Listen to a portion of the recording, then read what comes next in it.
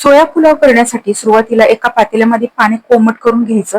यामध्ये soybean chunks घालायचे आणि 10 मिनिटं भिजवून घ्यायचं. नंतर एका मोठ्या कढईमध्ये 2 चमचे तेल घालायचे, जिरं, मोहरी फोडणीसाठी घालायची. चांगलं तडतडले की यामध्ये शेंगदाणे घालायचे आणि त्याचबरोबर आपल्याला यामध्ये हे शेंगदाणे थोडेसे परतवून घ्यायचे आहेत अगोदर आणि नंतर यामध्ये भाज्या घालायच्या आहेत. भाज्यामध्ये मी कांदा, टोमॅटो आणि कोबी घेतलेला आहे. तुम्हाला हव्या त्या भाज्या तुम्ही घालू शकता. सोया चंक्स भिजल्यानंतर पाण्यातून काढून घ्यायचे, पिळून घ्यायचे आणि त्याचे तुकडे करून घ्यायचे. तुम्हाला हवं असेल तर तुम्ही अख्खे सुद्धा घालू शकता.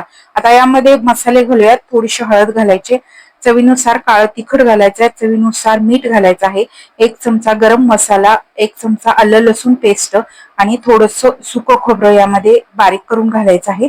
हे सगळं परत एकदा 1-2 मिनिटे चांगलं परतून घ्यायचं आहे आणि नंतर तांदूळ धुवून घ्यायचे आणि यामध्ये घालायचे आहेत आणि या सगळ्या मसाल्याबरोबर तांदूळ व्यवस्थित मिक्स करून घ्यायचे आहेत.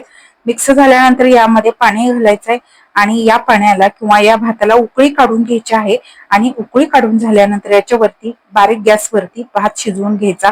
मस्त असा आपला सोया पुलाव तयार झालेला आहे. एकदम चविष्ट पुलाव तयार होतो. या पद्धतीने नक्की करून पहा. धन्यवाद.